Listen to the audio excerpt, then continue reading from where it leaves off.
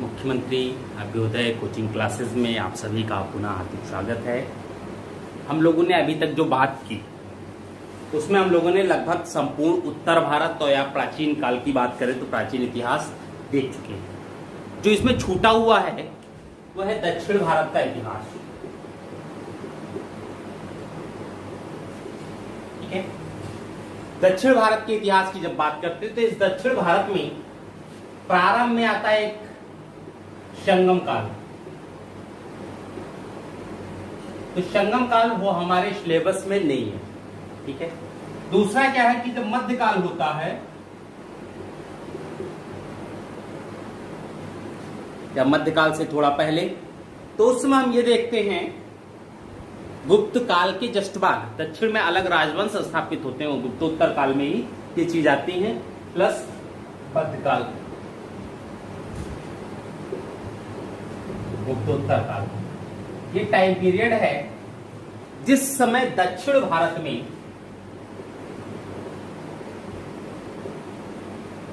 तीन राजवंश उभर कर सामने आते हैं।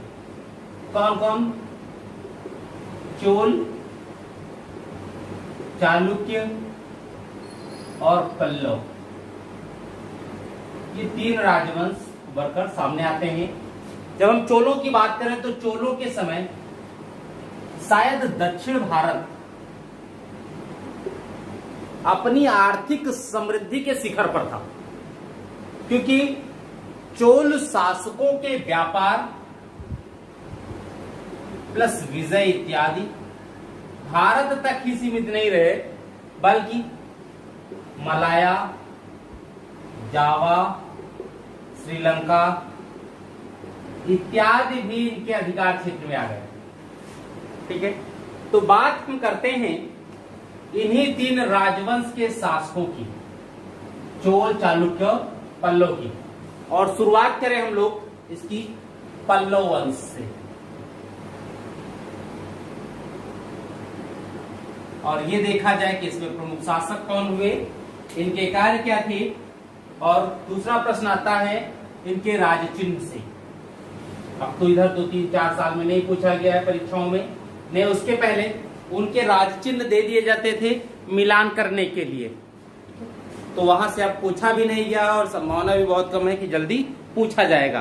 ठीक है, तो पल्लव वंश की जब हम बात करते हैं तो इसके संस्थापक हैं सिंह वर्मा, लेकिन वास्तविक संस्थापक सिंह विष्णु को कहा जाता है। संस्थापक सिंह वर्मा, लेकिन वास्तविक संस्थापक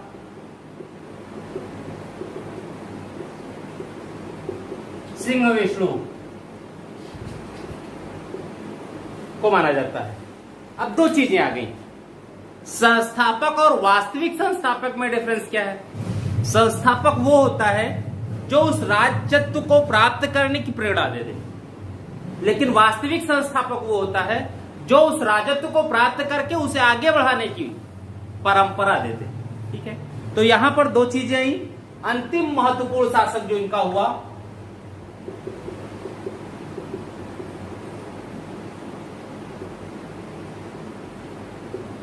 अंतिम महत्वपूर्ण शासक अपराजित वर्मन,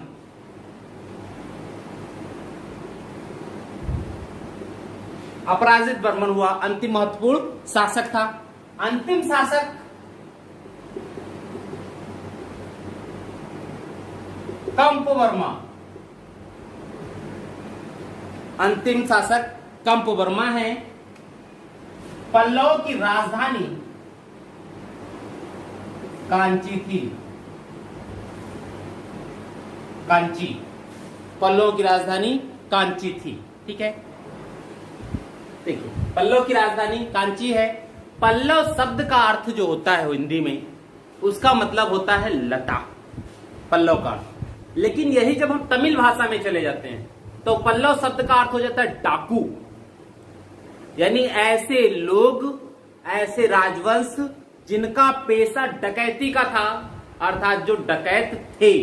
ठीक है, दूसरा चीज है पल्लव वंश की जो राजधानी है यही इनका उत्कर्ष होता है और इन पल्लव शासकों ने कांची पर इनके आने से पूर्व नागवंश का शासन था। उस नागवंश को पराजित किया और नागवंश को पराजित करने के बाद सत्ता स्वयं की स्थापित की। ठीक है, 300 ईस्वी के बाद 300 ईस्वी के बाद स्थिति क्या होता है, वो जो पल्लव देश का पूरा नक्शा है वहां पर कलभ एक जनजाति थी, कलभ्रों एक जनजाति थी। कहते हैं इस जनजाति के लोगों ने लूटपाट मचा रखी थी और समूचा देश इन कलभ्रों से तुष्ट था। यहां तक कि दुष्ट कलभ्रों की संज्ञा दे दी गई इनके और दुष्ट शासक कहा गया है। लेकिन जब इनका पतन हुआ, जब दुष्ट शासक पब्लिक कहने लगे, पब्लिक को आप तंग करने लगेंगे तो पब्लिक पर ही शासन करना है, पब्लिक को ही तंग कर रहे हैं आप, तो फिर उन पर नियंत्रण जल्दी नहीं किया जा सकता, क्योंकि वही आपको हटा भी सकते हैं। 600 ईस्वी के आसपास यहां से शुरू होता है पल्लव शासन।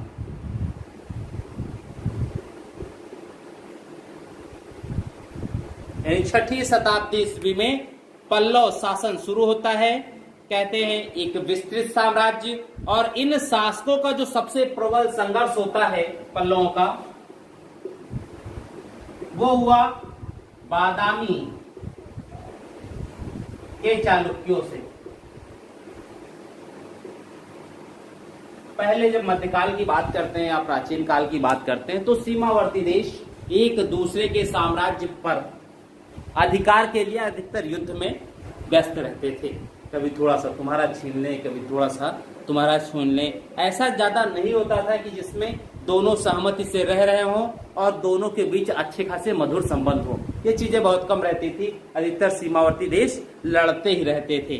ठीक है, और जैसे इनका जो कारण है, पुलकेशिन द्वितीय के समय भी ये सब चीजें मिलती हैं।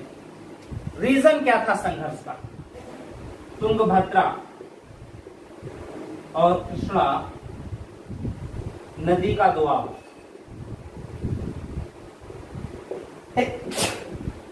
तुंगभद्रा और कृष्णा नदी का जो दोआब था, जिसे रायचूर का दोआब भी कहते हैं, इसके विषय में यह कहा जाता है कि बड़ा उपजाऊ है। तो उपजाऊ भूमि है, थोड़े से मेहनत पर अधिक राजस्व मिल सकता था, अधिक उत्पादन मिल सकता था। तो ये क्षेत्र जिसके पास भी रहेगा, आर्थिक दृष्टि से उसे बहुत ज्यादा लाभ होता। इसलिए इस पर अधिकार को लेकर के हमेशा, बाद में भी जब देखेंगे तो बहमनी और विजयनगर में भी इसको लेकर के ही, इसी क्षेत्र के लिए ही संघर्ष होता रहा रेगुलर। इससे पहले चालुक्य और पल्लव में भी यही संघर्ष होता रहा। बाद में अगर किसी ने एकमात्र सत्ता स्थापित की उस संपूर्ण क्षेत्र में, तो उसको संघर्ष की कोई आवश्यकता थी नहीं। ठीक है, यही चीज बना। इसीलिए तुंगभद्रा या कृष्णा नदी का जो दोआब है, जिसे रायचूर का भी दोआब कहते हैं,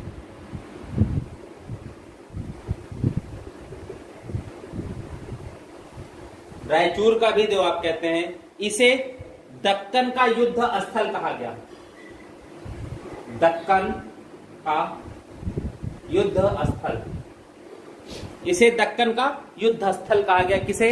रायचूर दोआब या कृष्णा नदी के दोआब को कहा गया। ठीक है, अब देखिए इसमें हम लोग शासकों पर आए। तो जब शासकों की बात होती है तो पहले शासक यहीं से स्टार्ट किया, जिसने स्थापित की हो, क्योंकि प्रश्न ज्यादा नहीं आते हैं साउथ से। जो प्रश्न आते भी हैं वो सामान्यतः चोल वंश से आते हैं।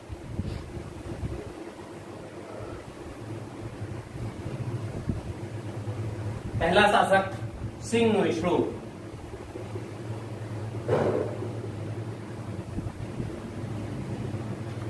पहला शासक सिंह विष्णु। सिंह विष्णु, इनकी उपाधि अवन सिंह। कहते हैं सबसे पहले ये पल्लवों के महत्वपूर्ण शासक हुए, जिन्होंने दक्षिण में पल्लव वंश की नींव रखी, एक ऐसी नींव जिस पर वह पल्लवित हो सके। इनके समय में जो सबसे महत्वपूर्ण बात है, जो पूछा जा सकता है, भारवी इनके दरबारी थे, इनके समय में निवास करते थे। और भारवी की हम लोग एक रचना पाते हैं, किरातार्जुनी।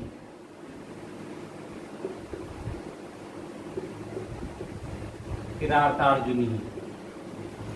ये रचना या इस कहानी में आप जानते ही होंगे, अर्जुन के जब ये कहा गया कि अर्जुन अब जंगल में जाएं, तपस्या करें, युद्ध के भविष्य में युद्ध हो सकता है, ठीक है। जब इन लोगों को 14 साल का वनवास हुआ था, उसी समय कृष्ण ने इनसे कहा था जाओ तुम जंगल में। तो अर्जुन चले गए जंगल में, वहां शिव जी की आराधना कर रहे थे। शिव जी एक वेश बना करके आए, तो उसमें युद्ध की बात है, सुअर का वेश था, उसमें युद्ध की बात आई, ये सारी चीजें आई थी, ठीक है। तो यहाँ पर उसकी रचना इन्होंने ही सबसे पहले की थी कि वो चीज है। सिंह विष्णु के बाद जो शासक आते हैं वो है महेंद्र वर्मन।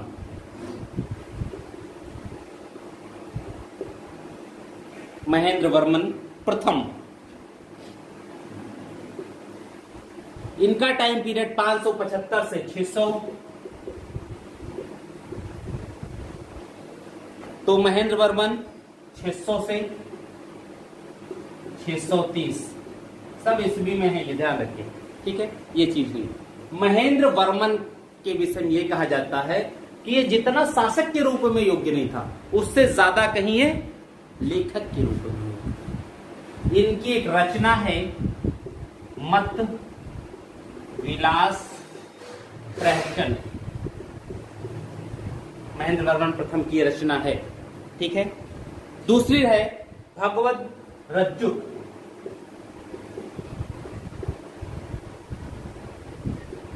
रज्जुक, ठीक है। इनके विषय में यह कहा जाता है कि एक अच्छा खासा चित्रकार था, बहुत अच्छा चित्रकार था, लेखक चित्रकार, मतलब हर विधि में निपुण थे। दूसरा ये कहा जाता है कि ये जैन मत को मानता था, लेकिन नैनार और अलवार संत शुरू ही हो गए थे उस समय। एक संत है अप्पर, ठीक है, कैन शैव धर्म के थे, शैव संत थे अप्पर। जैन मतावलंबी कहते हैं अप्पर से प्रभावित होकर इसने शैव धर्म अपना लिया।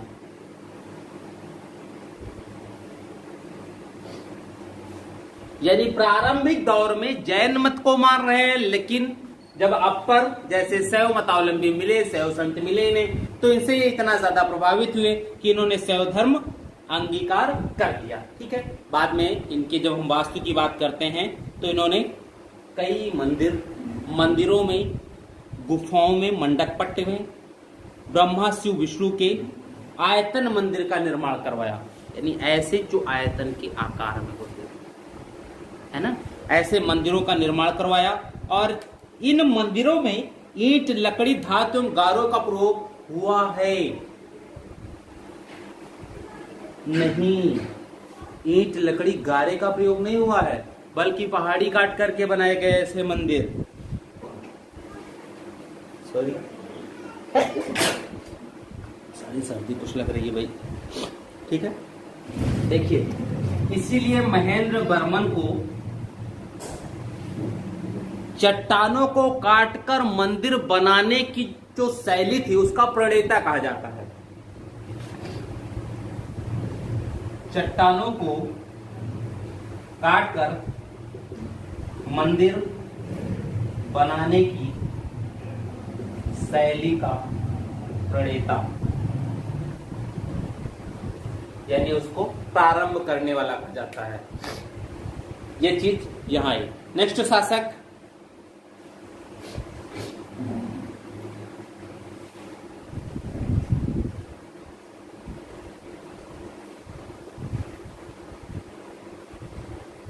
नरसिंह वर्मन प्रथम।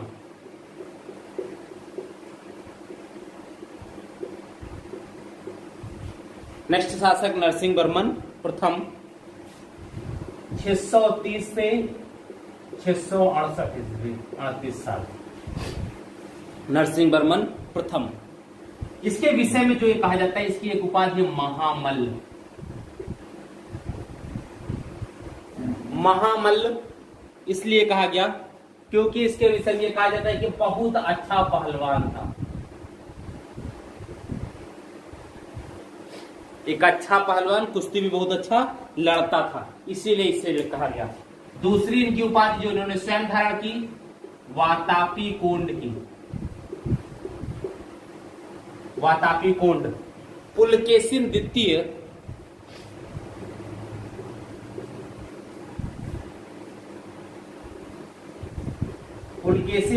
को पराजित किया, जिसमें पुलकेशिन द्वितीय की मृत्यु हो गई। पुलकेशिन द्वितीय की राजधानी वातापी को लूटा, और जब लूटा तब इन्होंने अपने आप को वातापी कोंड की उपाधि से विभूषित किया। ठीक है, यानी पुलकेशिन द्वितीय को पराजित करने वाला, युद्ध के मैदान में ही पुलकेशिन द्वितीय की डेथ हो गई थी, पराजित करने वाले नरसिंह वर्मन थे, और नरसिंह वर्मन ने उसी उपलक्ष्य में वातापी कोंड की उपाधि धारण की थी, महाराज। ये उपाधि ने ह्वेनसांग देता है। टाइम देखिए 630 से 68, ये ह्वेनसांग के भारत में रहने की एज है, क्योंकि इन्हीं के समय 641 ईस्वी में ह्वेनसांग ने कांची की यात्रा की थी। और जब कांची की यात्रा की तो शासक कौन? नरसिंह वर्मन प्रथम। और जब शासक नरसिंह वर्मन प्रथम है, उनकी उपलब्धि देखी होगी, पुलकेशिन जैसे शासक को हराया है, तब इसने नरसिंह वर्मन प्रथम को ह्वेनसांग ने महाराज की उपाधि दी। ठीक है, कहते हैं यह पल्लव वंश का सर्वाधिक शक्तिशाली, पल्लव वंश का सर्वाधिक शक्तिशाली शासक था। पल्लव वंश का सर्वाधिक शक्तिशाली शासक है। इसने अपने सेनापति शुरुतोंड के माध्यम से चालुक्यों को जीता था, पुलकेशिन को। और जब पुलकेशिन को हराया इसने, तो इस युद्ध में इसकी सहायता श्रीलंका के अपदस्थ शासक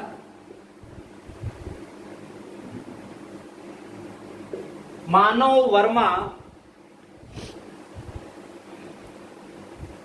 अपदस्थ शासक मानव वर्मा, ये इसके सहायक क्या दरबारी थे, वहां से अपदस्थ कर दिए गए, तो इसके साथ सहायतक ले आए थे।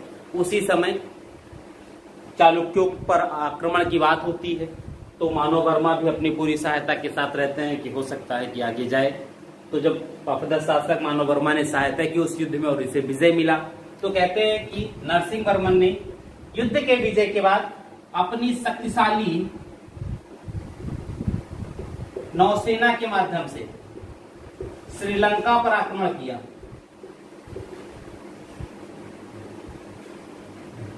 और मानव वर्मा को पदस्थ किया, यानी विजय मिली होगी तभी तो पदस्थ करते हैं। मानव वर्मा को पुनः गद्दी पर बैठाया। ठीक है, ये नरसिंह वर्मन, नए शासक नरसिंह वर्मन द्वितीय।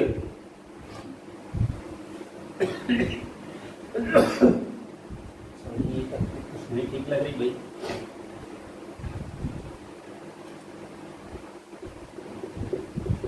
Narasimha Varman second, Narasimha Varman second. देखिए इनकी उपाधि जो है वो राज सिंह शंकर भक्त, राज सिंह शंकर भक्त, राज सिंह शंकर भक्त, आगम प्रिय,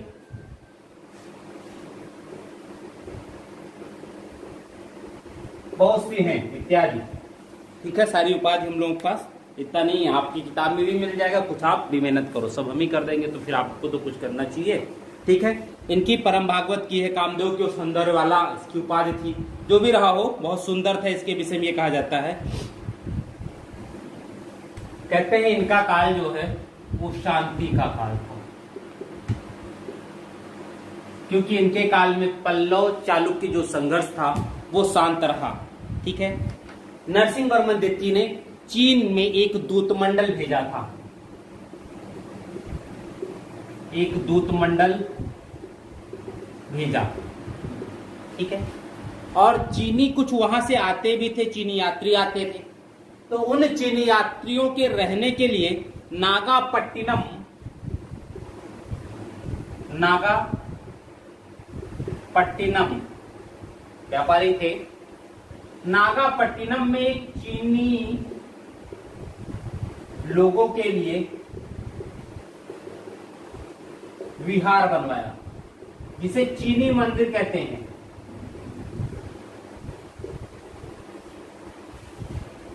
या चीनी पगोडा कहा जाता है, ठीक है। इनके समय ही कमसर कहते हैं ये अपने आप को परमेश्वर या शिव का पूर्ण अवतार मानते थे, लेकिन चूंकि शांति का काल था, सेनाएं इनके समय में से हिल रही और धीरे धीरे पूरा पल्लव साम्राज्य इसी के बाद पतन की तरफ चला जाता है। अंतिम जो शासक हुए वो थे अपराजित बर्मन।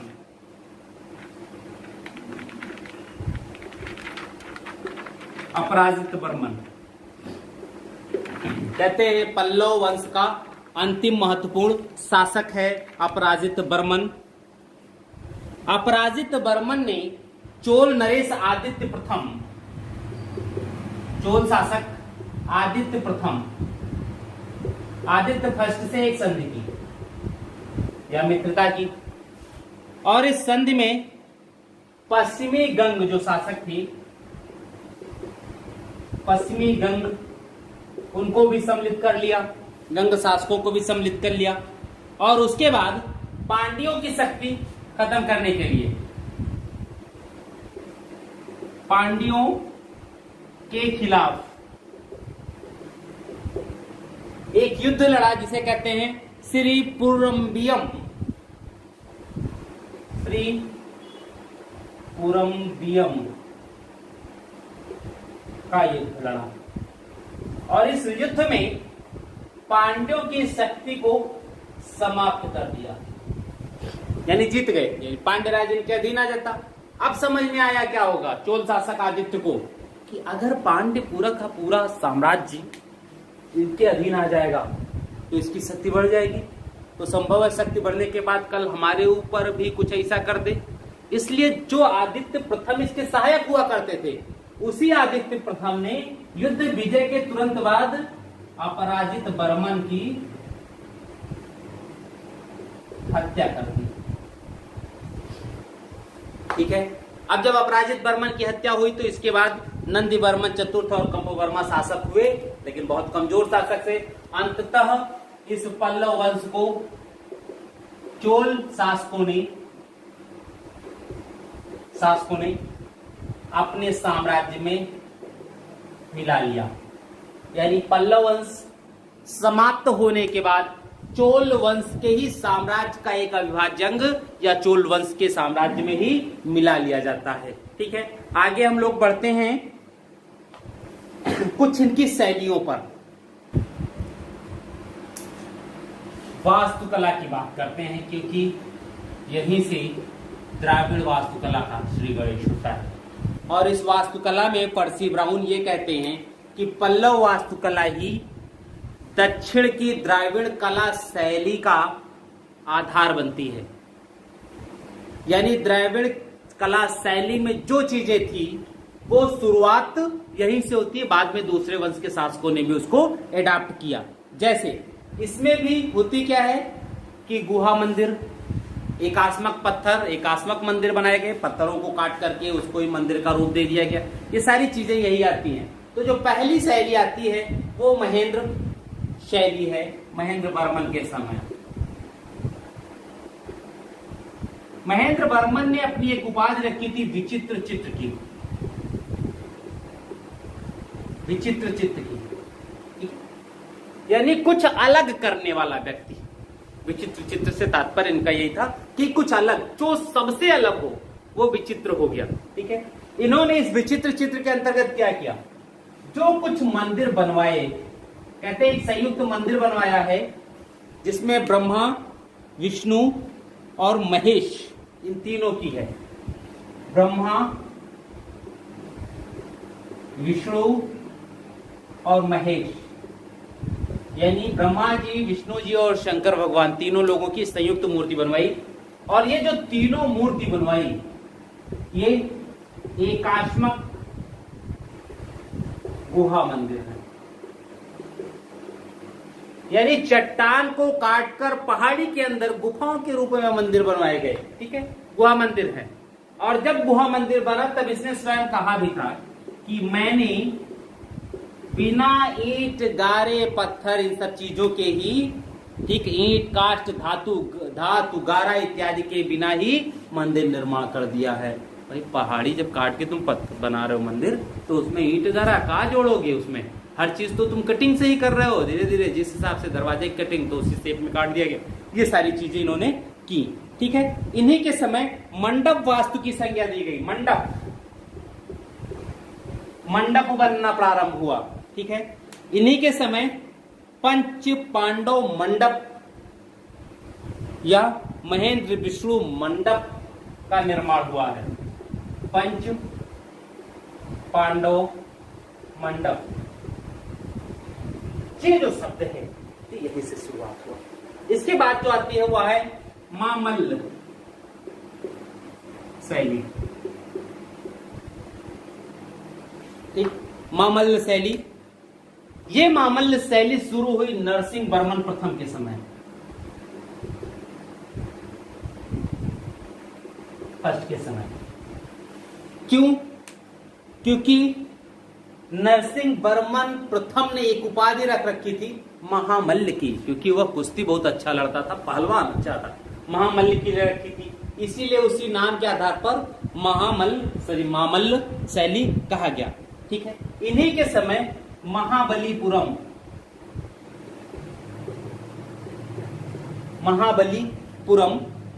के समस्त स्मारकों का निर्माण हुआ। ठीक है, कहते हैं इनके समय में कांचीपुरम के मंदिरों का हुआ। इस समय कांचीपुरम के मंदिर का निर्माण हुआ। इनके समय में महाबलीपुरम मंदिरों का निर्माण हुआ। ठीक है, कहते हैं इस मंदिर में मंडप और रथ का निर्माण हुआ था। यहां मंडप और रथ, वो भी एकात्मक। हम लोग रथ की बात आती है, यहां से खूब प्रश्न पूछे जाते हैं रथों में, और रथ में पूछा क्या जाता है, एक निर्माण हुआ यहां जिसे कहते हैं सप्त पैगोडा, इसका निर्माण। सप्त पैगोडा का मतलब 7 रथ, एकात्मक ही है, एक ही पत्थर को काट करके ऊपर मंडप और नीचे रथ का रूप दिया गया है। सोचिए, उसी को 7 पैगोडा कहा गया। कुछ अलग था, ठीक है, लेकिन कुल रथों की संख्या जो है वो 8 है। ये 7 लिखा तो गया है सप्त पैगोडा, लेकिन इनकी संख्या 8 हो गई।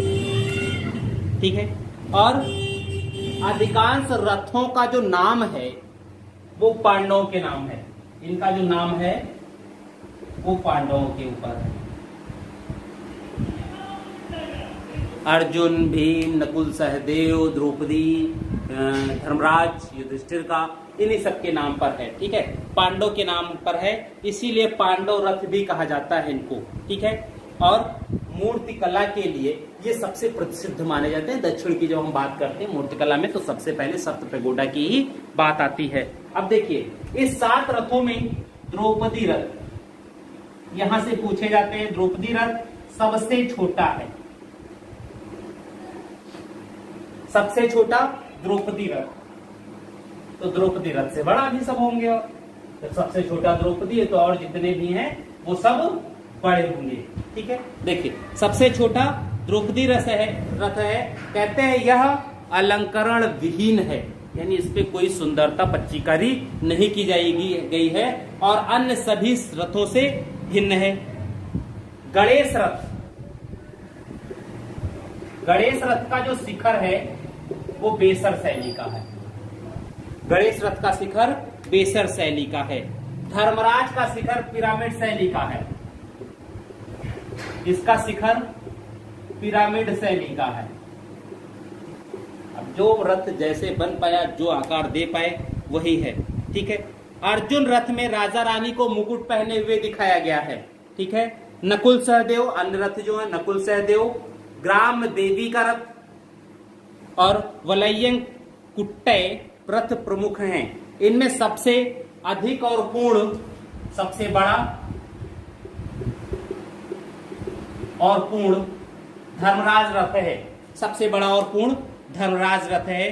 कहते हैं अन्य जो बनी इनमें मूर्तियां कथात्मक के रूप में, जिससे आपको सीख सकते हैं, उसमें गंगा अवतरण दिखाया गया है। अर्जुन की तपस्या यानी किराता अर्जुनी वाली चीजें पूरी पच्चीकारी हुई है। गोवर्धनधारी कृष्ण की बात हुई है, महिषासुर का वध करती हुई दुर्गा देवी की बात हुई है और भागीरथ की तपस्या इत्यादि को दिखाया गया। ठीक है, तो ये चीजें थी। इसके बाद में आर्थिक स्थिति कमजोर हो गई पल्लवों की, तो चित्रकला का वास्तुकला का बहुत ज्यादा विकास नहीं हुआ।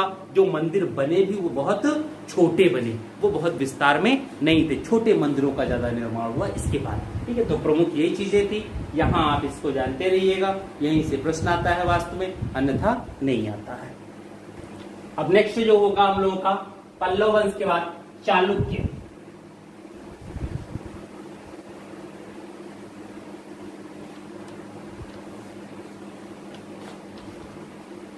चालुक्य वंश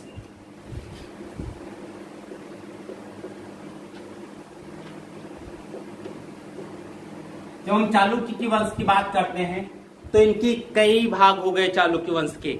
जैसे पूर्व मध्यकाल के समय में 4 वंश इनके मिलते हैं। पहला है बादामी के चालुक्य,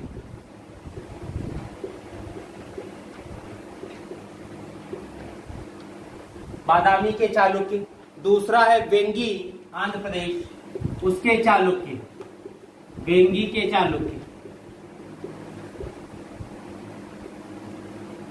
तीसरा है कल्याणी के चालुक्य,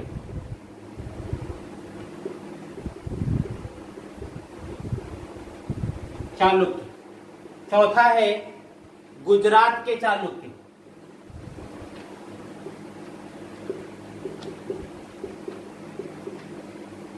ये 4 राजवंश चालुक्यों के हमारे सामने आते हैं। इन 4 राजवंशों में भी देखते हैं तो शायद बादामी के चालुक्य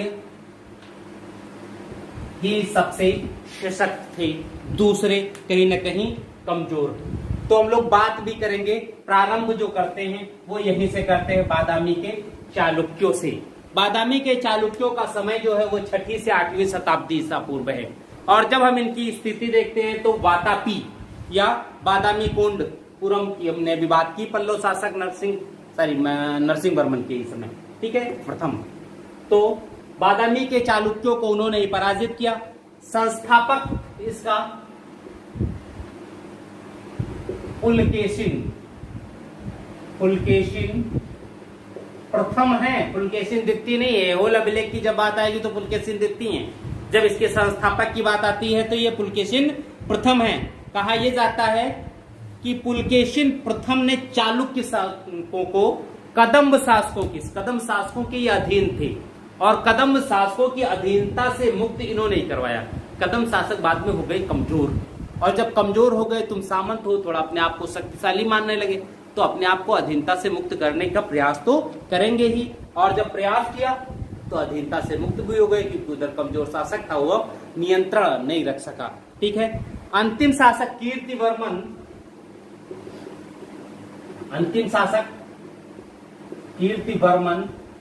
प्रथम, कीर्तिवर्मन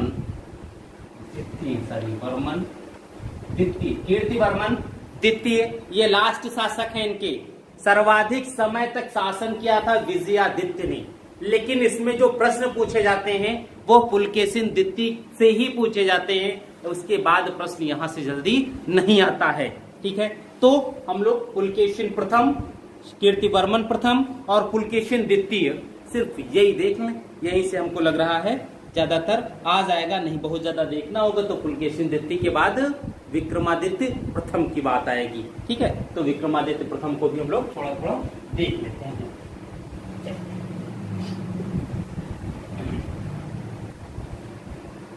पुलकेशिन प्रथम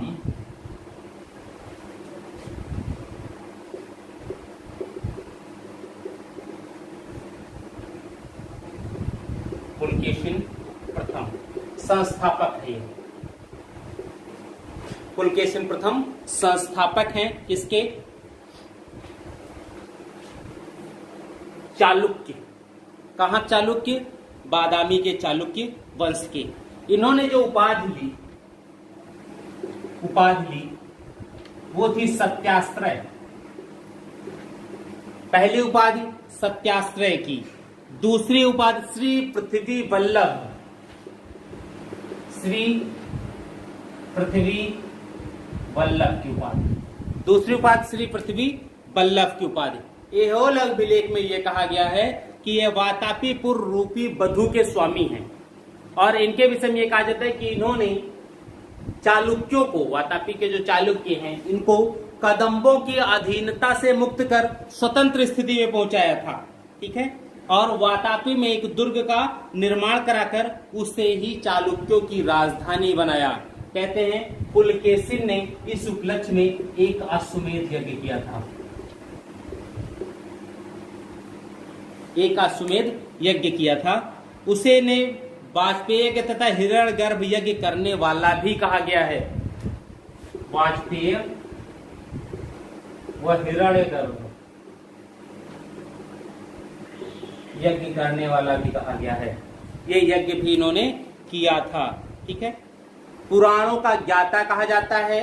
ययाति एवं दिलीप जैसे पौराणिक शासकों से इसकी तुलना की जाती है। यह खुद तुलना करवाया है, अलग चीजें हैं। इसके बाद आते हैं पुलकेशिन के बाद कीर्तिवर्मन प्रथम। उन्होंने भी सत्याश्रय, श्री पृथ्वी वल्लभ और वातापी का प्रथम निर्माता की उपाधि ली, लेकिन कुछ विशेष नहीं कर पाए।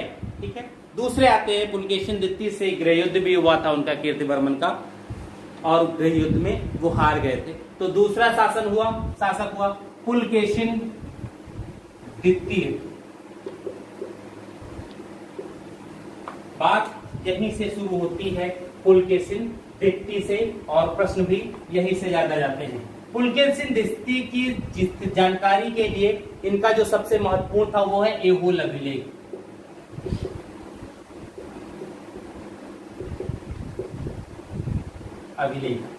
ठीक, इस ऐहोल अभिलेख की जो रचना है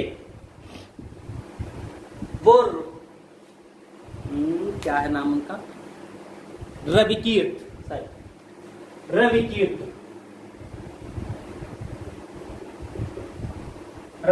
ने किया। ऐहोल अभिलेख की रचना रविकीर्त ने किया, और ऐहोल अभिलेख से ही हम लोगों को सारी चीज जानकारी मिलती है इनके शासन के विषय में। इसमें पहली जानकारी क्या है कि हर्ष को पराजित किया था। पराजित किया कहां? नर्मदा नदी के तट पर। और उसमें यह कहा गया है कि हर्ष को पराजित किया, और हर्ष का जो एक विजय अभियान चल रहा था उसे दक्षिण भारत में प्रवेश करने से रोक दिया था। वेशांग का विवरण भी इसके पक्ष में मिलता है। वेशांग भी इस युद्ध की चर्चा करते हैं जिसमें हर्ष को पराजय मिली थी। ठीक है, वेशांग ने इसे एक नाम नया दिया है, मोहोल चाव।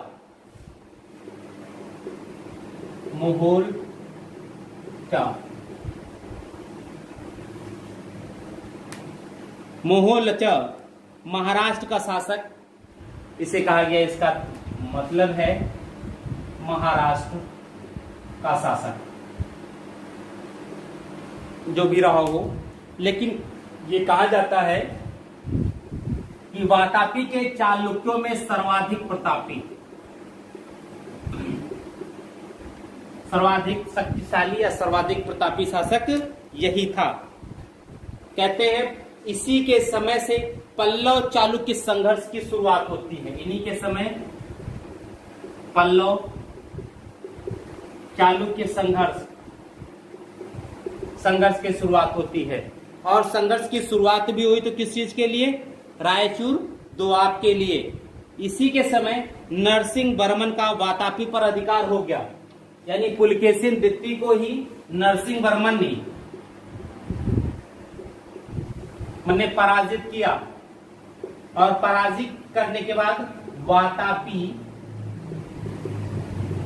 अधिकार हो गया उनका। कहते हैं अधिकार जब हो गया नरसिंह वर्मन का, तो अब स्थिति क्या होती? इसी उपलक्ष्य में उसने वातापी कोंड की उपाधि रखी थी नरसिंह वर्मन ने। तो फिर इसी युद्ध के बाद इनकी मृत्यु भी हो गई थी। इनके बाद विक्रमादित्य प्रथम, कहते हैं विक्रमादित्य प्रथम के समय नरसिंह वर्मन, महेंद्र वर्मन तथा परमेश्वर वर्मन प्रथम के साथ इनका संघर्ष होता है थोड़े समय के लिए, कांची के ऊपर भी उसका अधिकार हुआ, लेकिन बहुत फायदा उसका नहीं मिल पाया, और फिर उनके बाद जो शासक हुए वो कमजोर हुए। दूसरा हम लोग बात करते हैं वेंगी के चालुक्यों की, कि वेंगी के चालुक्य थे क्या।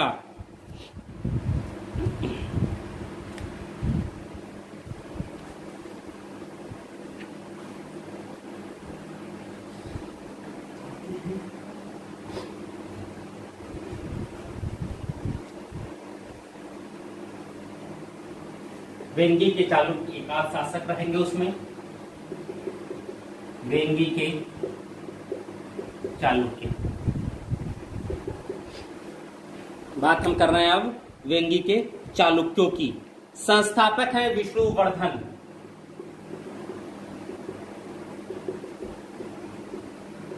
विष्णुवर्धन वेंगी के चालुक्यों के संस्थापक विष्णुवर्धन। अंतिम शासक विजयादित्य।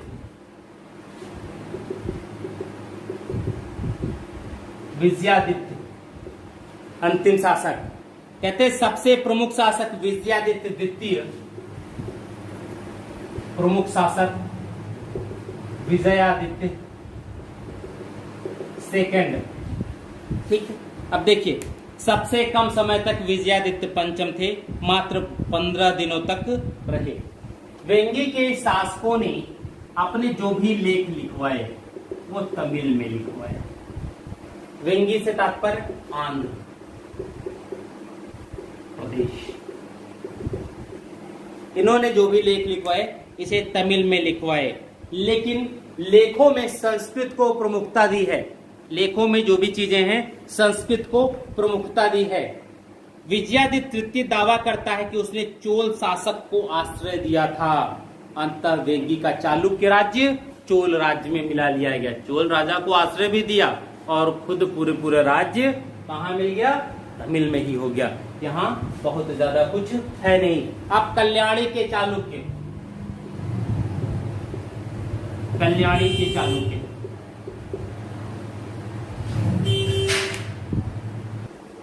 कल्याणी के चालुक्य जब हम इनके लेख देखते हैं तो इन लेखों में बहुत सी जानकारियां मिलती हैं। कहते हैं प्रारंभ में चालुक्य वंश के 59 राजा जो हैं वो अयोध्या से शासन करते थे। यानी 59 राजा कहां शासन कर रहे हैं? अयोध्या से। और इन लेखकों शासकों के बाद 16 राजाओं ने कल्याणी से शासन किया।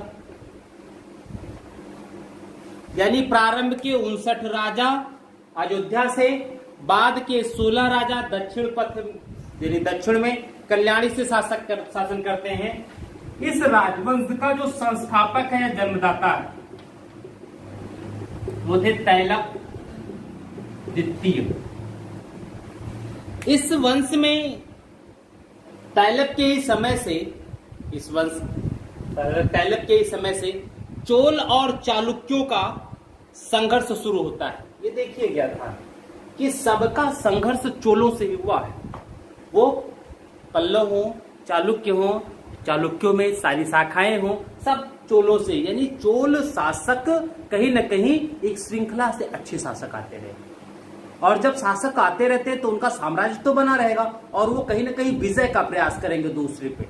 और इन सबको देखा जाए तो जब समाप्त हुए तो चोल वंश राजवंश ने ही विजय किया इनके क्षेत्रों को, तो वहां वो चीज है। ठीक है, कहते हैं चालुक्य और चोल, इसके बीच में एक राज्य था होयसल, एक बफर स्टेट के रूप में कार्य करता था।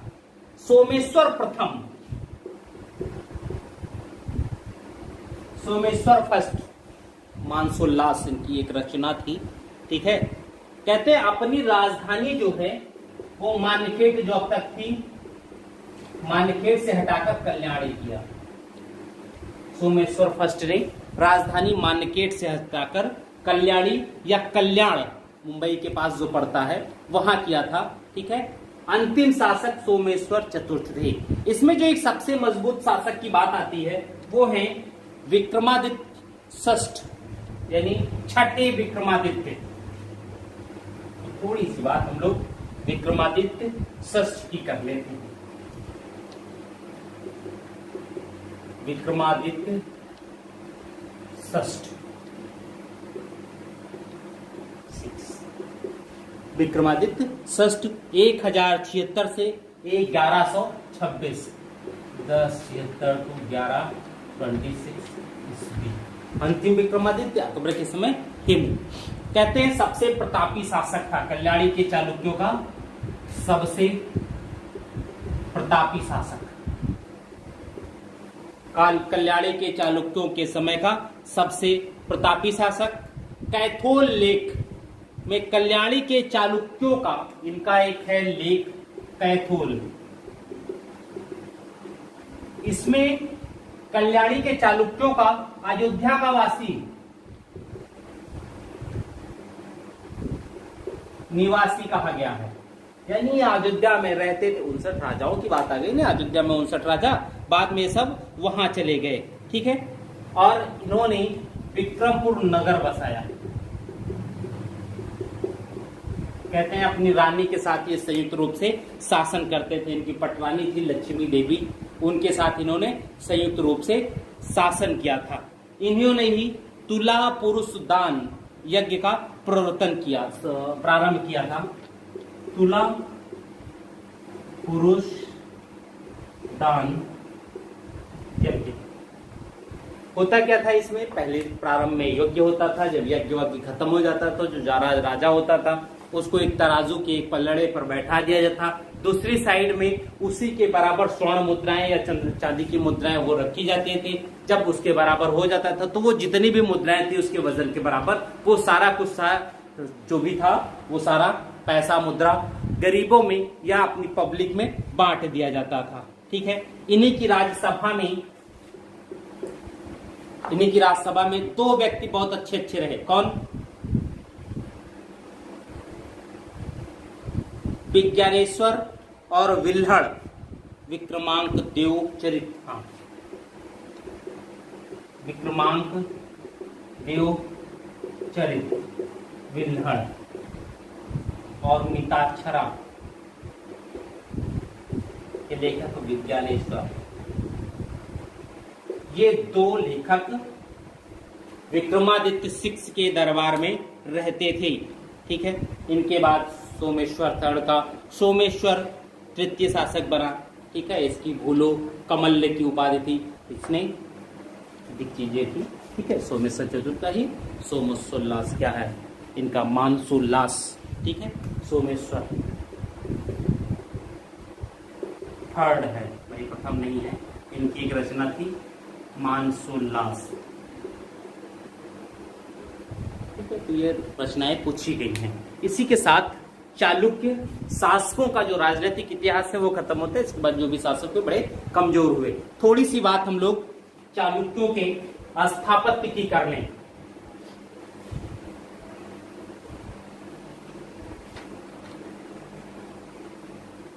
स्थापत्य हम लोगों ने जब पल्लवों की बात की है तो उसमें क्या देखा गया कि द्रविड़ शैली प्रारंभ होती है। जब चालुक्य कला या स्थापत्य की बात करते हैं तो यहां पर शामिल होती है बेसर शैली। मध्य भारत की तरफ हम लोग आ गए, ठीक है। कहते हैं बेसर शैली का जो केंद्र था वो ऐहोल, बादामी और पदक्कल, ऐहोल, बादामी और पदक्कल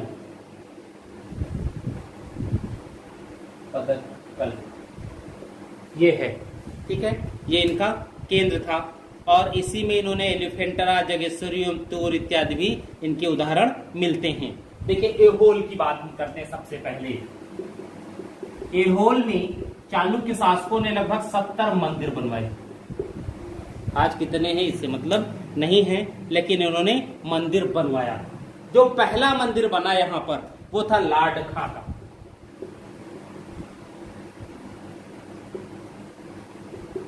ये पहला मंदिर है,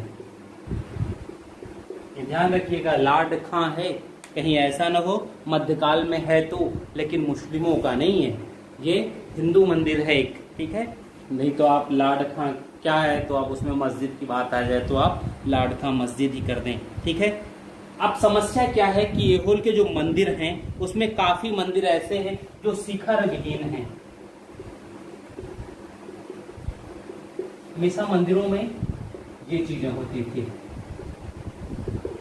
ये शिखर होता था। यहाँ की जब मंदिर हम लाड खां इत्यादि देखते हैं तो ये शिखर विहीन है, ये चीज नहीं है, सीधे एक कमरा ही है, उसी में चीजें रख दी गई हैं। ठीक है। जिसमें दुर्गा मंदिर, रवि का द्रविड़ में जितेंद्र का मेघुती मंदिर भी है।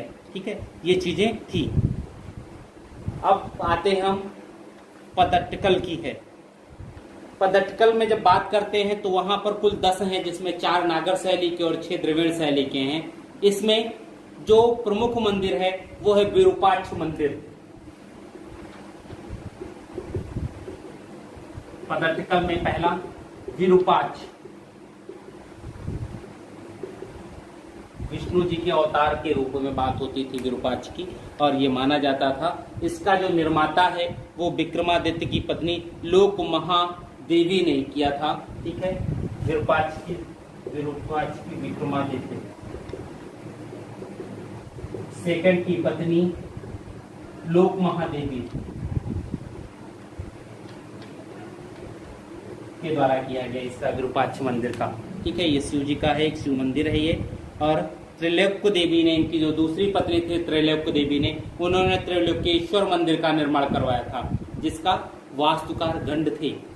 तो इस प्रकार से वेशर शैली, द्रविड़ शैली, इन दोनों के मिक्सचर रूप हमको चालुक्य वंश में देखा जाता है। चालुक्यों के समय भी मंदिर निर्माण काफी कुछ ठीक रहा। जब वातापी की बात आती है तो यहाँ पर भी 4 मंदिर दिखती हैं। पहली शैव मंदिर है, दूसरी तथा तीसरी वैष्णव मंदिर है, तथा चौथी जैन धर्म से संबंधित हैं। ये 4 के चारों मंदिर गुहा मंदिर हैं, एक भी सामान्य नहीं है, सब गुहा हैं, यानी पत्थरों में काटकर बनाए गए मंदिर हैं। ये पत्थरों को काट करके ही बनाए गए हैं। ठीक है।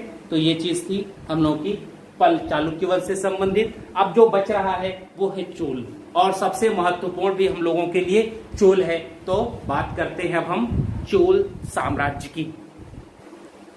चोल संस्थापक की बात करें हम जब चोलों के, तो चोल वंश का संस्थापक है विजयालय। कहते हैं विजयालय जो है ये पल्लवों के सामंत हैं। विजयालय पल्लवों के सामंत हैं, और जब पल्लवों के सामंत हैं और पल्लवों के खिलाफ ही अपनी स्वतंत्र सत्ता की बात करनी है, तो जब सामंत है तो धीरे धीरे इनकी शक्ति बढ़ी होगी और पल्लव राजवंश कहीं ना कहीं कमजोर हुए होंगे। जब पल्लव राजवंश कमजोर हुए तो विजयालय ने पल्लव और पांड्य,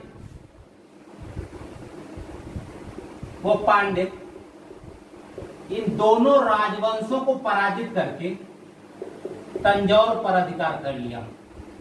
और चूंकि यहाँ के शासकों को पराजित किया था युद्ध में, तो ये तो पक्का था कि अब विजयालय स्वतंत्र हैं। ठीक है। और यहीं से चोल साम्राज्य की स्थापना होती है। ठीक है। वास्तविक संस्थापक की जब बात आती है कि चोल राजवंश का वास्तविक संस्थापक कौन था, तो वो होते हैं राजराज प्रथम। अंतिम चोल शासक की बात आती है कि अंतिम कौन था, क्योंकि चोल वंश भी बाद में खत्म हुआ। राजेंद्र थर्ड, राजेंद्र तृतीय, राजेंद्र, अधिराजेंद्र, राजराज, ये सब नाम अभी यहां मिलेंगे। प्रथम, द्वितीय, तृतीय। राजधानी तंजौर, तंजौर को सबसे पहले जीता, यानी तंजौर जब जीता होगा तो तंजौर भी कहीं ना कहीं केंद्र रहा होगा, एक अच्छा नगर रहा होगा। तंजौर जीत करके राजधानी बनाया। लेकिन बाद में राजेंद्र फर्स्ट ने गंगै कोंड चोलपुरम को राजधानी बनाया। एक नया नगर बसा करके उसको राजधानी बनाया। उप राजधानी इनकी कांची हुआ करती थी, उपराजधानी कांची हुआ करती थी। ठीक है, कहते हैं इनका जो प्राचीन निवास स्थान था वो उरैयूर के रहने वाले थे। ये चोल उरैयूर के रहने वाले थे, लेकिन बाद में तंजौर इत्यादि क्षेत्र में आकर के बस गए। सबसे ज्यादा अगर इनका कोई शत्रु था, प्रबल शत्रु, तो वो थे कल्याणी के चालुक्य। इनके प्रबल शत्रु कल्याणी के चालुक्य, क्योंकि महाराष्ट्र वाला क्षेत्र है कल्याण का। चालुक्य, जब चोल की बात होती है तो दक्षिण के हैं, यानी कल्याणी के चालुक्य पश्चिम के व्यापार को इनके प्रभावित करते, या तो वही किया जाता। तो अब वो क्षेत्र अधिकार है, अगर उधर चाहिए आपको ऊपर जाना है तो फिर इनको पराजित करना होगा। ये क्या सोच रहे थे कि कल्याण में है, एक मराठी वाली स्थिति रही होगी, तो ये लोगों ने भी भाई लड़ने की क्षमता, लड़ाकू प्रवृत्ति इनमें बहुत ज्यादा होती है, तो अपनी प्रवृत्ति के कारण इन्होंने उन चीजों को विजित करना चाहा होगा। हम जब चोल वंश के साक्ष्य की बात करते हैं तो पहला आता है इनके साक्ष्यों में अभिलेख। कई अभिलेख मिले हैं, और इनके जो अभिलेख मिले भी हैं वो 4 भाषाओं में हैं। दक्षिण के रहने वाले तो दक्षिण की भाषा तो उसमें रहेगी ही, तमिल, तेलुगु, कन्नड़ और संस्कृत। तमिल, तेलुगु, कन्नड़ और संस्कृत। ठीक है, क्योंकि लोग इन भाषाओं को जानते थे, और शासक जब किसी अभिलेख को प्रसारित करने की बात होती है तो, या अपने किसी बात को प्रसारित करने की बात होती है, तो वहां की लोकल लैंग्वेज में प्रसारित करेगा। अब भाई यूपी बिहार में अगर छपवाना हो कोई बात डाल, और जर्मन में डाल दो कोई भी लेख, तो कितने लोगों को पता है? लोग पढ़ ही नहीं पाएंगे, समझ ही नहीं पाएंगे योगी बाबा कह क्या रहे हैं। ठीक है, तो उसमें चीजें नहीं हो पाएंगी, तो यहाँ लोकल लैंग्वेज में कहते थे। ठीक है, दूसरी, इनके समय के सिक्के मिलते हैं, साहित्यिक स्रोत, उस समय की बहुत सी पुस्तकें मिलती हैं, उन पुस्तकों से भी हम इनके इतिहास के विषय में जान सकते हैं। ठीक है, तो ये थे। इनके बाद विजयालय ने स्थापित किया, विजयालय ने तंजौर पर अधिकार किया, पांड्य और पल्लव दोनों राजाओं को पराजित किया, फिर तंजौर अधिकार हुई, और फिर एक स्वतंत्र राज्य की स्थापना। कहते हैं जब इन्होंने तंजौर पर अधिकार लिया, विजयालय ने, कहाँ गए विजयालय, जब इस पर अधिकार किया तो तंजौर में इन्होंने एक दुर्गा देवी का मंदिर बनवाया, यानी दुर्गा माता का एक मंदिर। सबसे पहले विजयालय ने पांड्य पल्लवों पर विजय के उपलक्ष्य में, अधिकार के खुशी में, दुर्गा जी का मंदिर कहां? तंजौर में निर्मित करवाया। अब यहां से हम आगे बढ़ते हैं चोल शासकों पर। इस शासक कौन कौन थे? विजयालय के पश्चात, विजयालय के पहले तो कोई हो ही नहीं सकता ना। ठीक है, पहला शासक आदित्य प्रथम, जिनकी हम अब बात करेंगे।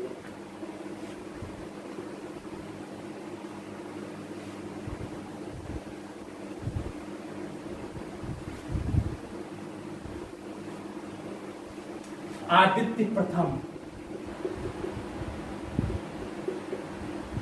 पहला शासक आदित्य प्रथम। ठीक है, कहते हैं यह प्रारंभ में अपराजित बर्मन जो पल्लव शासक थे उनका सामंत था, लेकिन इसने अपराजित बर्मन की हत्या कर दी और तोंड मंडलम पर अधिकार स्थापित कर लिया। ये वही अपराजित बर्मन है जिन्होंने इनकी सहायता लेकर के पांड्यों को खत्म किया था, और जब पांड्यों को इन्होंने खत्म कर दिया तब जीत गए। तो अपराजित बर्मन को लगा होगा कि अगर वो क्षेत्र इसके अधिकार में आ गया तो समस्या हो सकती है, इसलिए अपराजित बर्मन ने विजय के जब वापस हो रहे थे तो आदित्य ने इनकी हत्या कर दी। कहते हैं तक्कोलम लेख में एक सूर्य ग्रहण का उल्लेख हुआ है। आदित्य प्रथम का जो तक्कोलम लेख है उसमें सूर्य ग्रहण का उल्लेख हुआ है। क्योंकि आदित्य अपराजित बर्मन के पक्ष में युद्ध करने गए थे, इसलिए बहुत से लेखक ये मानते हैं कि आदित्य प्रथम कहीं न कहीं अपराजित बर्मन की अधीनता को स्वीकार करते रहे। विजयालय ने पराजित किया था, लेकिन सत्ता समाप्त नहीं हुई थी, परास्त वो लोग नहीं हुए थे, और जब परास्त नहीं हुए हैं तो फिर सामंती व्यवस्था तो अभी भी मानसिक रूप से जकड़ी ही रही होगी। इसलिए कहते हैं आदित्य प्रथम अपराजित बर्मन का सामंत था, लेकिन बाद में अपराजित वर्मन की हत्या कर दी इसने। ठीक है, अपराजित प्रथम का एक लेख है, लेख का नाम है तक्कोलम लेख, तक्कोलम। और इस तक्कोलम लेख में पहली बार सूर्य ग्रहण का उल्लेख किया गया है। पहली बार है ये जिसमें अभिलेखी साक्ष्य है सूर्य ग्रहण का। दूसरे शासक आते हैं परांतक प्रथम।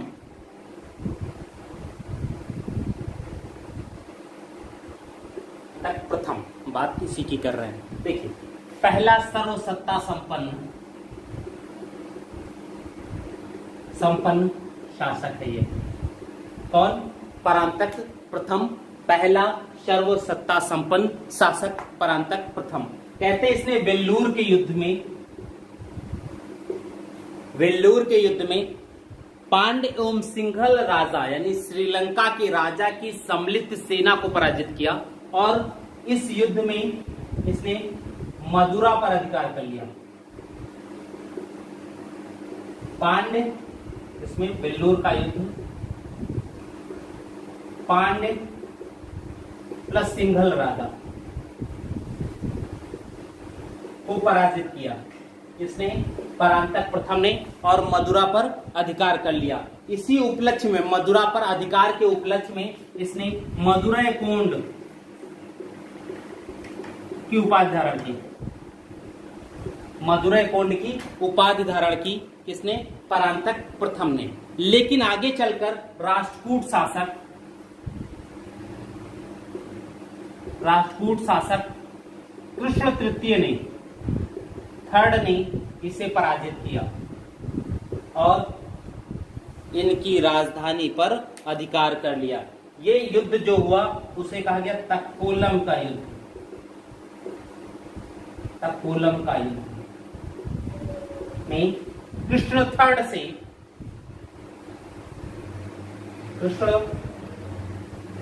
से परांतक पराजित हुआ। और जब परांतक पराजित हो जाएंगे तो कृष्ण थर्ड ने तोंड मंडलम पर अधिकार कर लिया, जो राजधानी या आसपास का जो क्षेत्र था, और पुनः चोल का इतिहास जो अभी उभर ही रहा था कृष्ण थर्ड के तक्कोलम युद्ध में विजय के कारण यह पूर्णतः अंधकार में चला गया। इसके बाद दो शासकों का मंदरादित्य एवं परांतक द्वितीय का उल्लेख मिलता है, लेकिन वो सत्ता बहुत ज्यादा सक्रिय नहीं थी। इसके बाद जो एक शासक आते हैं 985 ईस्वी में, वो था राजराज प्रथम, और इसी को हम चोल साम्राज्य का वास्तविक शासक स्वीकार करते हैं। अब हम ये देखते हैं कि अगर वास्तविक शासक है तो स्वाभाविक है कि इसके कार्य भी अच्छे रहे होंगे और कहीं न कहीं विजय भी बहुत ज्यादा रही होगी। तो पहला शासक राज प्रथम 985 से 1014 ईस्वी।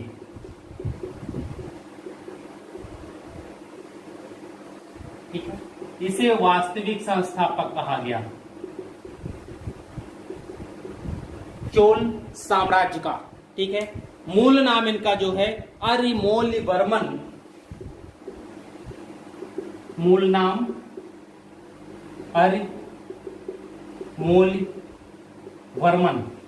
इसका मूल नाम है अरिमोलिवर्मन। इनकी कई उपाधियां मिलती हैं, जैसे कांडलुर सालेकल मरुत केरल विजय के उपलक्ष्य में इन्होंने ली, तैलिंग कुलांतक कलिंग विजय के उपलक्ष्य में तैलिंग कुलांतक की ली, सिंगलांतक सिंघल द्वीप यानी श्रीलंका के विजय के रूप में ली, जयकोंड पांड्य विजय के उपलक्ष्य में ली, चोल नारायण पश्चिमी गंगों पर विजय के उपलक्ष्य में, जो गंग शासक थे पश्चिम के, उन पर जब विजय किया तो इसने चोल नारायण की उपाधि ली। कहते हैं अन्य उपाधियों में इनकी जो थी चोल मार्तंड उपाधि, चोल मार्तंड पहली, चोलेंद्र सिंह बड़ी उपाधि है इनकी, चोलेंद्र सिंह, चोलदेव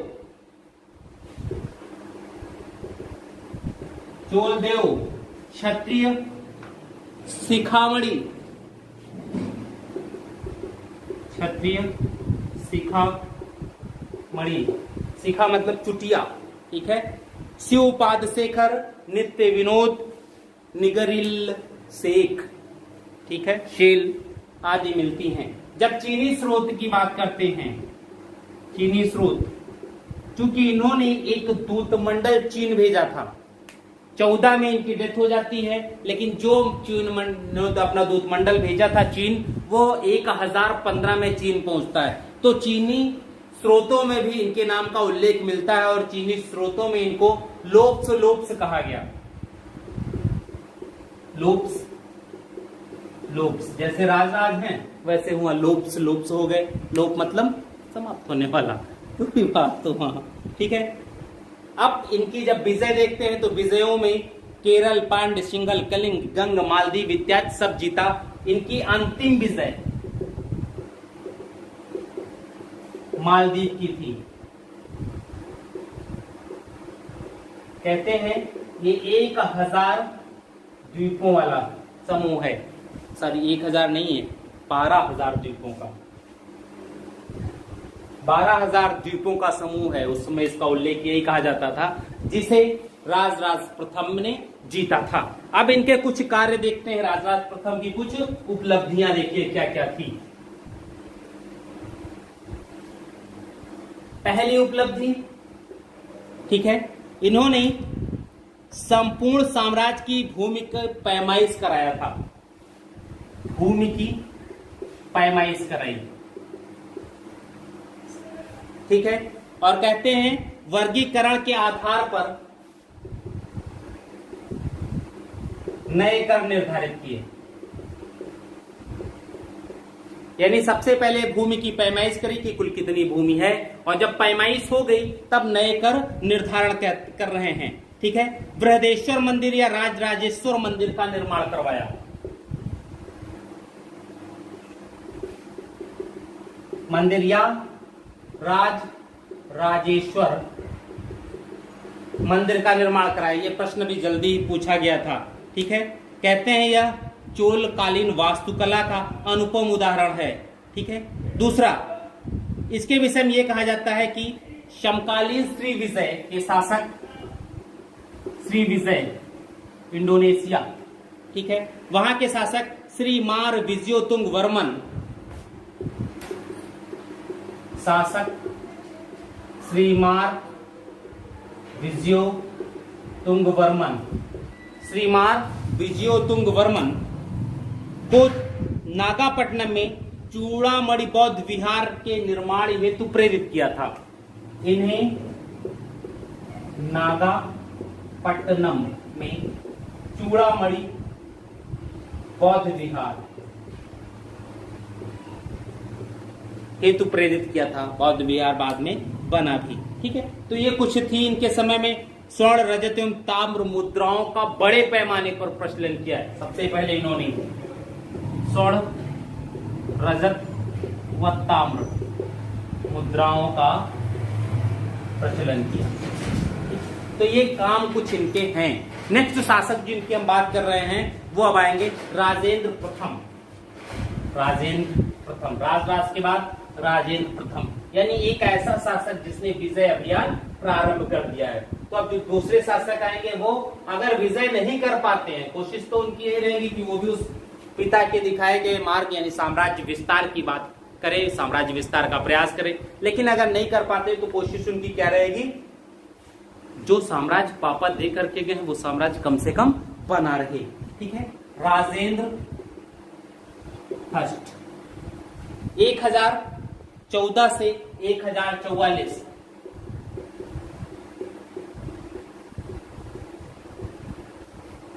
अब जब हम राजेंद्र प्रथम की बात करते हैं तो कहते हैं इसकी जो उपाधि थी गंगैकोंड की थी।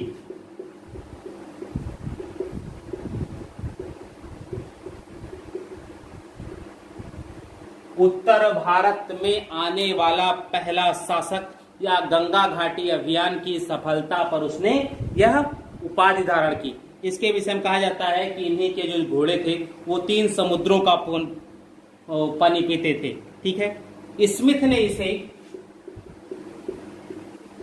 ने दक्षिण भारत का नेपोलियन कहा है। यानी इन्होंने लगभग संपूर्ण दक्षिण भारत को अपने अधीन कर लिया था। तिरुवालंगड़ू अभिलेख में दक्षिण पूर्व एशिया विजय का उल्लेख किया गया है इसमें, ठीक है। करंदे ताम्रपत्र जो मिलता है उसमें सिंघल विजय का उल्लेख किया गया है, ठीक है। इसने दक्षिण पूर्व एशिया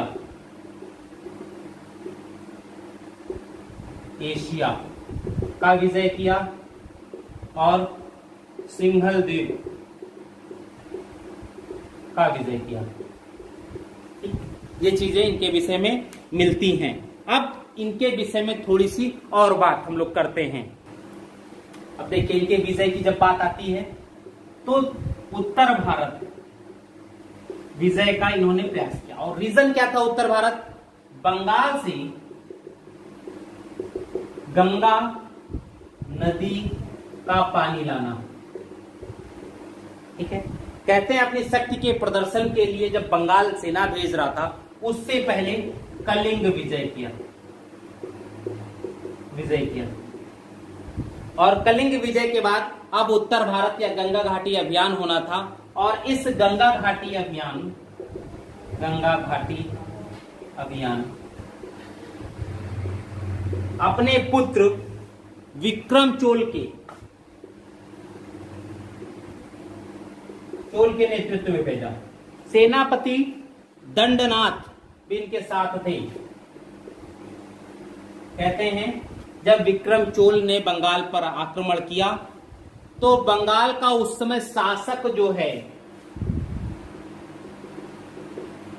महिपाल फर्स्ट थे। महिपाल पराजित हुए, वहां से गंगा जल भर करके दक्षिण लाया गया। और कहते हैं उत्तर भारत के इसी अभियान विजय के उपलक्ष्य में राजेंद्र प्रथम ने गंगैकोंड चोलपुरम की स्थापना की, ठीक है। इसी विजय के उपलक्ष्य में किया था। दक्षिण पूर्व एशिया में इन्होंने कडारम, श्रीविजय यानी इंडोनेशिया, अंडमान निकोबार, अराकान, पेगु इत्यादि क्षेत्रों को जीत लिया था। यानी जो भी सीमावर्ती द्वीप समूह हैं उन सभी क्षेत्रों को इसने जीता। इन क्षेत्रों को जीतने का मतलब था चोलों ने एक सशक्त मजबूत नौसेना का विकास किया था या कर रखा होगा, तभी तो इन क्षेत्रों को समुद्र में उतर के जाते हैं, उसको विजय करते हैं और फिर चले आते हैं। आगे इनके कुछ काम हम लोग थोड़े से देख लें क्या क्या हैं। जैसे इन्होंने सिंचाई के लिए 16 मील लंबा एक तालाब खुदवाया। एक बड़ा तालाब है। कहते हैं इस तालाब से इन्होंने चोल गंगा तालाब एवं नहर भी निकलवाया था। इसको चोल गंगा तालाब कहा गया जो था। यहां से नहर निर्माण करवाया इनसे। और ये नहर निर्माण कराने वाले पहले शासक हैं। इससे पहले नंदवंश की खारवेल का हाथी गुम्फा अभिलेख है, उसमें हमें जानकारी मिलती है सबसे पहले किसने कराया था, ठीक है। वैदिक जो धर्म ग्रंथ हैं, साहित्य हैं, इनके अध्ययन के लिए एक स्कूल, वैदिक धर्म ग्रंथों के अध्ययन हेतु एक विद्यालय स्थापित किया। इसी कारण वो पंडित चोल कहलाया, ठीक है। पंडित चोल कहलाया। 1033 ईस्वी में चीन को दूतमंडल भेजा। कहते हैं जब इन्होंने उत्तर भारत का या गंगा घाटी का अभियान किया था तो उसमें बहुत से ब्राह्मण उत्तर भारत में आए और बंगाल में बस गए। चूंकि थे तो ब्राह्मण, लेकिन उन्होंने क्षत्रिय परंपरा, युद्ध की बात अपना ली थी। और जब उन्होंने क्षत्रिय परंपरा, तो उन्हीं को हम ब्रह्म क्षत्र परंपरा में कहते हैं, यानी ऐसे ब्राह्मण जिन्होंने क्षत्रिय परंपरा अपना ली हो, ठीक है। ये ब्रह्म क्षत्र परंपरा के जो लोग थे ये बंगाल में ही बस गए। और बाद में आगे चल करके इन्होंने सामंत सेन, इसका एक जो व्यक्ति था सामंत सेन ने, उसने सेन वंश की स्थापना की थी। यानी पाल वंश के बाद जो सेन वंश आता है वो इसी ब्रह्मक्षत्र परंपरा के लोग थे, जो चोल वंश से राजेंद्र प्रथम के उत्तर भारत या जो बंगाल का अभियान हुआ वहां साथ में आए थे विजय, और विजय के बाद काफी लोग यहाँ बस गए थे। ठीक है, तो ये इसकी कुछ उपलब्धियां हैं। इसके बाद राजाधिराज प्रथम शासक बनते हैं, राजाधिराज फर्स्ट। कहते हैं इन्होंने अश्वमेध यज्ञ करवाया था, यज्ञ करवाया इन्होंने। ठीक है, ज्यादा टाइम पीरियड नहीं था, 1044 से 52 तक ही रहे। ठीक है, दूसरा कल्याणी के चालुक्यों को लूटा था और वहीं जाकर के इन्होंने अपना राज्याभिषेक वीराभिषेक करवाया। ठीक है, विजय राज की उपाधि, विजय क्या है यार, विजय राजेंद्र, इन्होंने विजय राजेंद्र की उपाधि ली। इन्होंने कल्याणी के चालुक्यों को लूटा और वहीं पर अपना विजयाभिषेक करवाया था। ठीक है, कोप्पम युद्ध में, कोप्पम युद्ध में राजाधिराज प्रथम मारा गया। ठीक है, राजाधिराज प्रथम मारे गए। इनके बाद राजेंद्र प्रथम, राजेंद्र द्वितीय, कहते राजाधिराज प्रथम के पुत्र थे राजेंद्र द्वितीय। कहते युद्ध के मैदान में ही इनका राज्याभिषेक हुआ, युद्ध मैदान में ही राज्याभिषेक, युद्ध के मैदान में ही राज्याभिषेक हुआ। और जब युद्ध के राज्याभिषेक हुआ तो कहते हैं कोप्पम के युद्ध में जो इनको पराजय, इनकी हत्या हो गई थी, उसमें इनको विजय मिला। और जब विजय मिला तो इन्होंने प्रकेशरी की उपाधि धारण की। राजेंद्र द्वितीय ने प्रकेशरी की उपाधि धारण की। ठीक है, ये चीज है। नेक्स्ट शासक हम लोग वीर राजेंद्र। अब हम बात वीर राजेंद्र,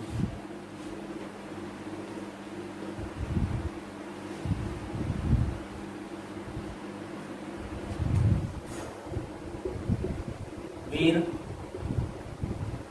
राजेंद्र। टाइम पीरियड इनका 1064 से 70।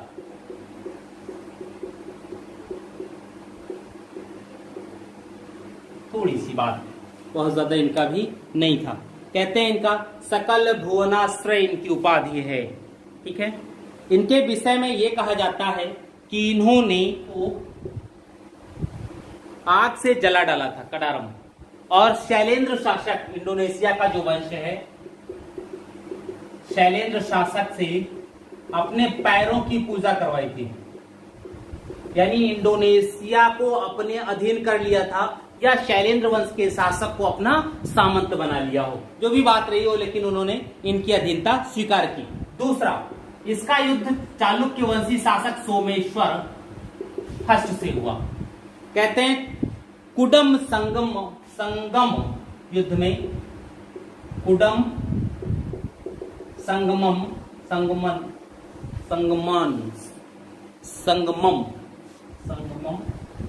युद्ध में सोमेश्वर प्रथम पराजित हुआ, और पराजय का अपमान इतना ज्यादा था कि तुंगभद्रा नदी में डूबकर आत्महत्या कर ली। ठीक है, दूसरा, जब विजय बाहु को भी इन्होंने पराजित किया, लेकिन जो एक वैदिक अध्ययन केंद्र स्थापित किया गया था, किसके? राजेंद्र के द्वारा, राजेंद्र प्रथम के द्वारा, वहां पर इन्होंने वैदिक अध्ययन केंद्र से संबद्ध इन्होंने एक छात्रावास और चिकित्सालय का निर्माण किया। छात्रावास और चिकित्सालय का निर्माण करवाया इन्होंने। ठीक है, तो ये चीज यहां आई। नेक्स्ट शासक कुलोतुंग प्रथम।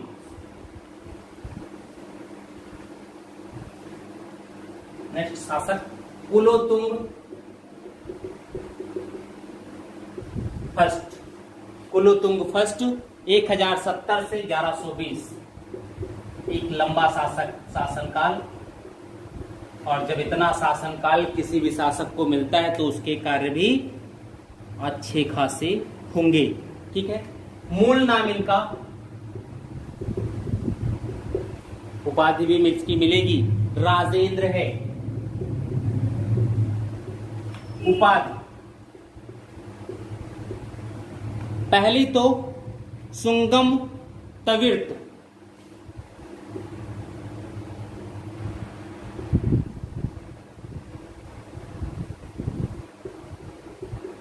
तविर्त, सुंगम तविर्त, इसका तात्पर्य होता है करों को हटाने वाला, यानी बहुत से कर इन्होंने माफ कर दिए थे। कुलशेखर पांड्य कुलांतमक दूसरी उपाधि, जयधर, विरुद्धराज भयंकर इत्यादि इनकी उपाधि थी। वीर राजेंद्र के पश्चात उसका पुत्र अधिराजेंद्र शासक बनता है, जो विजयालय वंश का अंतिम शासक था। ठीक है, देखिए कुलोत्तुंग प्रथम ने कुछ कार्य किए, जैसे 2 बार भूमि माप करवाया, इनकी उपलब्धि देखिए। 1077 ईस्वी में 72 व्यापारियों या प्रतिनिधि मंडलों का एक दूत मंडल चीन भेजा। 72 लोगों का चीन, व्यापारियों का दल चीन भेजा है। कहते हैं ये कैंटन के बौद्ध विहार को 6 लाख स्वर्ण मुद्राएं दान में दी थी। कैंटन चीन में जो पड़ता है, इन्हों में ही, इसी में कैंटन चीन में एक बौद्ध विहार है, वहां 6 लाख स्वर्ण मुद्रा दान में दिया इन्होंने। यहां जो व्यापारी गए थे इन्हीं के थ्रू भिजवाया था। कुलोत्तुंग के विषय में कहा जाता है ये शैव मतावलंबी था। इसने चिदंबरम मंदिर तथा श्रीरंगम की समाधि का आकार वर्धन प्रारंभ करवाया था। ठीक है, यानी बड़ा करवाया उन सबको। ठीक है, गोविंद चंद गढ़वाल वंश के जो शासक थे जिन्होंने मुस्लिमों पर एक कर लगाया था। ठीक है, उनसे इसके अच्छे खासे संबंध थे। और गढ़वाल वंश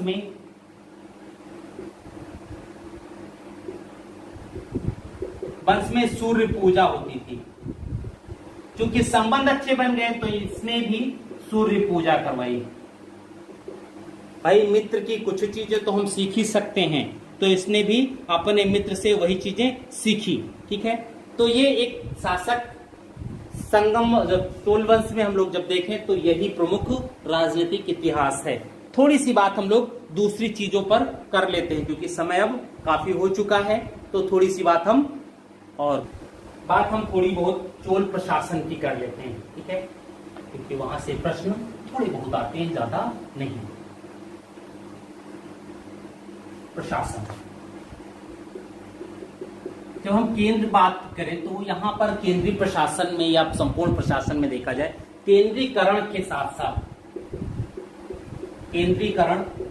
साथ स्थानीय स्वायत्तता भी दिखाई देती है। ठीक है, अब साम्राज्य का जो विभाजन है वो देखिए। साम्राज्य विभाजित होकर के मंडल बनता है, मंडलम जिसको कहते हैं। ये मंडलम क्या था? प्रांत है। कहते हैं मंडलम की जो संख्या थी वो 6 या 9 मंडल की बात आती है। 6 या 9 मंडल थे, प्रांत थे, इनकी विभाजन हुआ। जब मंडल को विभाजित किया गया तो एक कमिश्नरी क्षेत्र जैसा है बात आई, उसको ये कहा गया वलनाडु, कोट्टम या वलनाडु, इसको कहा गया। ये कमिश्नरी क्षेत्र की तरह था, यानी मंडल की तरह था, जैसे यूपी में आज मंडल पाए जाते हैं उस तरीके था। अब कोट्टम और वलनाडु से छोटी कही थी नाडु, ये जिला होता था। ठीक, और हर जगह संगठन के लिए अलग अलग क्षेत्र थी। अब नाडु से छोटी इकाई जो आती थी वो आता था कुर्रम। ये मान के चलो कई ग्रामों का समूह होता था, यानी ब्लॉक की तरह था। ठीक है। और इसके बाद जो नीचे इकाई होती थी कुर्रम के बाद, वो थी ग्राम की। और ग्राम में भी जब हम देखते हैं तो ग्राम में 3 प्रकार के ग्राम पाए गए। जैसे ग्राम प्रशासन में 3, पहला है नगरम। पहला ये नगरम क्या था? नगरम जो है व्यापारिक नगरों तक सीमित था। व्यापारिक नगर होते थे, यहाँ की व्यवस्था व्यापारियों के ही अधीन होती थी, ये स्वतंत्र होती थी, समितियों के माध्यम से किया जाता था, समितियों का गठन आपस में ही कर लिया जाता था, उसमें टैक्स इत्यादि जो भी रहा हो, आयु टैक्स, शिक्षा, इस सब पे वो चीजें होती थी। दूसरी जो होती थी वो थी उर। पहला नगरम, दूसरी उर। उर जो है ये एक सामान्य लोगों की संस्था थी, ग्राम का प्रशासन है ये, ठीक है। तीसरा जो है सभा या महासभा। सभा या महासभा की बात होती है। यह ऐसे ग्राम होते थे जो ब्राह्मणों को ध्यान में दिया जाता था, या अग्रहार ग्राम की बात की जाती है। जब हम इन सब चीजों में देखते हैं तो यहां पर समितियों के माध्यम से शासन चल रहा है। और शासन अगर समितियों के माध्यम से है तो बड़ी दिक्कत नहीं होती होगी। ये चीजें थी। इनके समय में हम देखते हैं 2 मंदिर बहुत ज्यादा पूछे जाते हैं। पहला है बृहदेश्वर मंदिर या राजराजेश्वर मंदिर, जिसकी हम लोग बात कर चुके हैं, राजराज प्रथम का बृहदेश्वर या राजराज मंदिर। 2 मंदिर अलग अलग। पहला है बृहदेश्वर मंदिर, बृहदेश्वर मंदिर या राजराजेश्वर मंदिर। पहला बृहदेश्वर या राजराजेश्वर मंदिर। इसका जो निर्माण किया वो करवाया राजराज प्रथम ने। हम बात इसकी कर भी चुके हैं कि इसका निर्माण राजराज प्रथम ने करवाया। इसमें जो सबसे बड़ी बात है, काफी ऊंची मंदिर है और इसका जो शैली, वो द्राविड़ शैली के जो विमान है इसका, वो सबसे ऊंचा है। यानी जो ऊंचाई है वो द्राविड़ शैली में है और सबसे ज्यादा ऊपर है। ये चीज जो है, ये मंदिरों में जितने भी मंदिर मिले उसमें सबसे ऊंचा है। और ये शैली जो है द्राविड़ शैली है, ठीक है। बृहदेश्वर मंदिर ऑलरेडी बहुत अच्छा बना हुआ है। कहते हैं ये एक पिरामिड के आकार का है। 7 वर्षों में इसका निर्माण पूरा हुआ था, ठीक है, बृहदेश्वर मंदिर। अब दूसरा जो मंदिर आता है वह बृहदेश्वर मंदिर। बृहदेश्वर मंदिर और बृहदीश्वर मंदिर कावेरी तट पर स्थित गंगैकोंड चोलपुरम में। यह कहाँ स्थित है? तंजौर में स्थित है। यह तंजौर में स्थित है। यह गंगैकोंड चोलपुरम में है।